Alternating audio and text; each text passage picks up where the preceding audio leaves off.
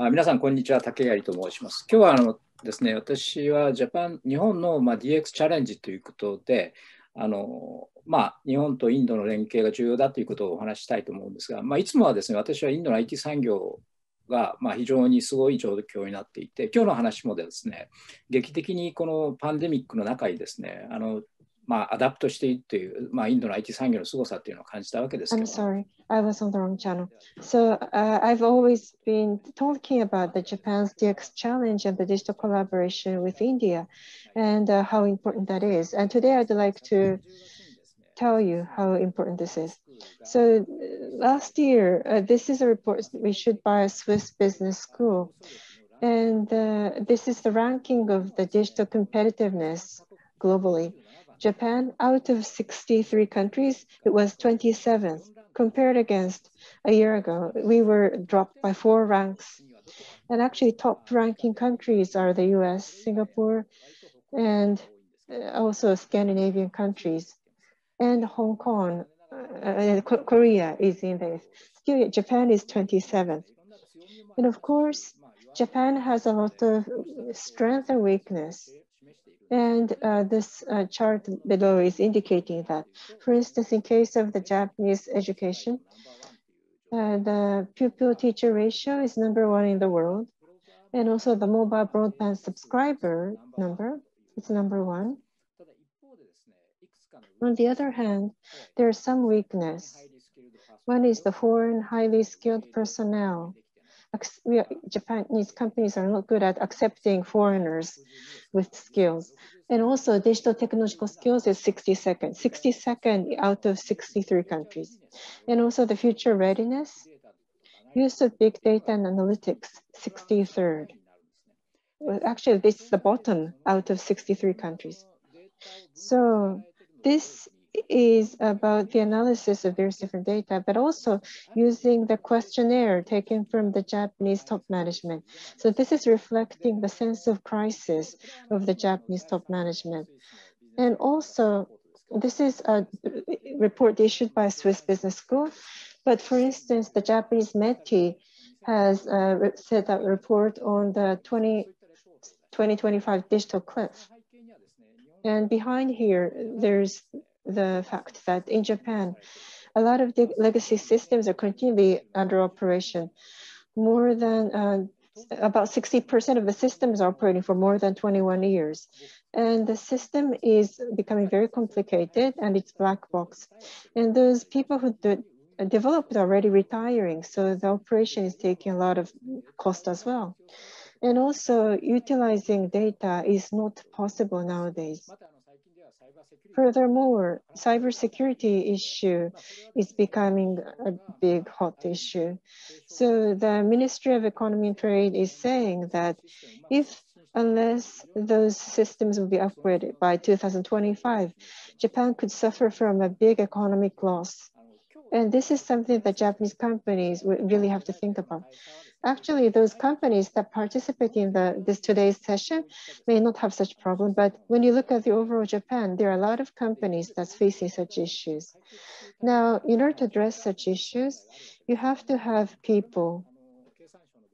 And here's another report issued by METI.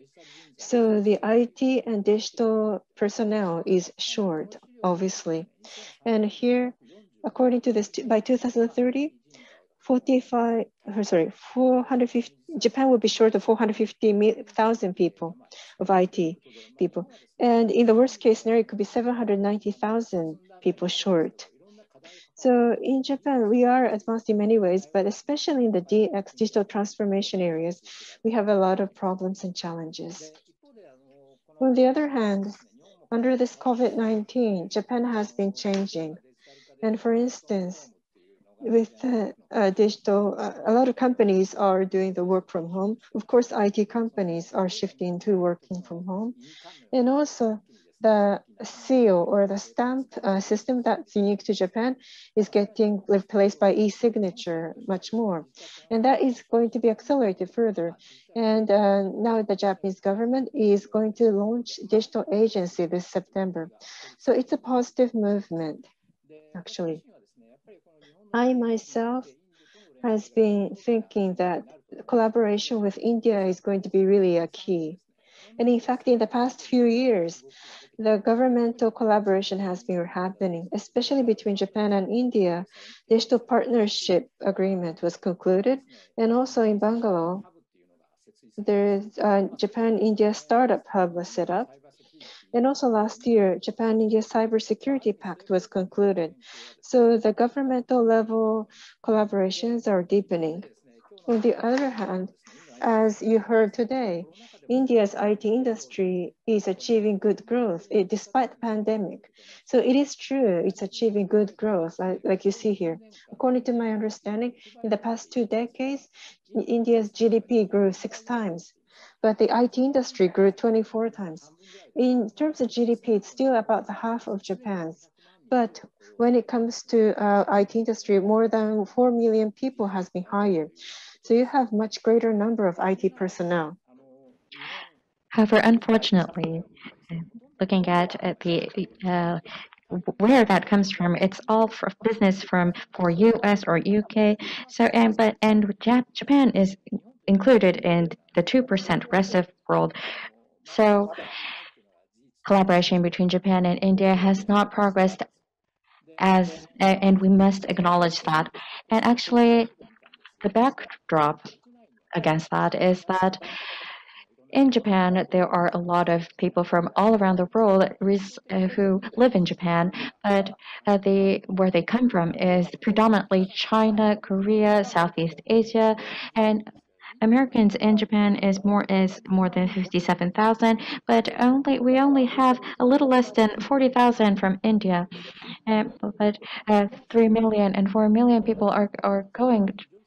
Uh, Come and going to India from other countries. So, of course, this is not just IT talents, but when we look at international students in Japan, again, we see predominantly China and Southeast Asia people, and people from India, students from India is quite limited, even below people from America. And so overall people from India and people going from Japan to India is a little less than 10,000 people actually every year. So compared to other advanced economies, that is quite low.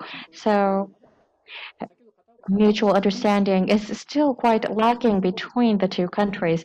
So simple factors such as a lack of communication may be the causes. And actually there's an interesting data from JETRO. This is a survey towards 27 Japanese companies who've hired Indian talents, and their feedback was looked into. And as to the Indian talents' performance, says that their answer was that they have exceeded their expectations. And so more than 60% of those talents want to continue to work at Japanese companies. So of course the environment at Japan, safety and technology, spaces, those are what attract Indian talents, I believe. But currently, in reality, Indian talents still do not understand Japan widely. But once they come to Japan, Indian and Japanese collaboration it works in a quite positive direction. So this is something I talked about to a lot of Japanese companies, but the Indian IT industry is growing exponentially, and digitalization is accelerating, and cashless and paperless is progressing in Japan, but the speed in India is quite significant. And innovation, a lot of innovation is generated from that. And so for the Japanese companies, I would very much like them to keep their focus on the digitalization and such in the Indian IT industry. And how do we now hire Indian talent? And so R&D centers established in India must be something that is proactively considered. And so not just Indian services provide their services not just inside India but to all over the world. But Japanese companies service Japanese market. So a good collaboration with Indian IT services. Partnership is another thing, idea, and a lot of new businesses are created in the India IT industry. So investing in those startups is another key point. And through that, I am hoping that a lot of new innovation can be brought about. That is all for myself. Thank you very much.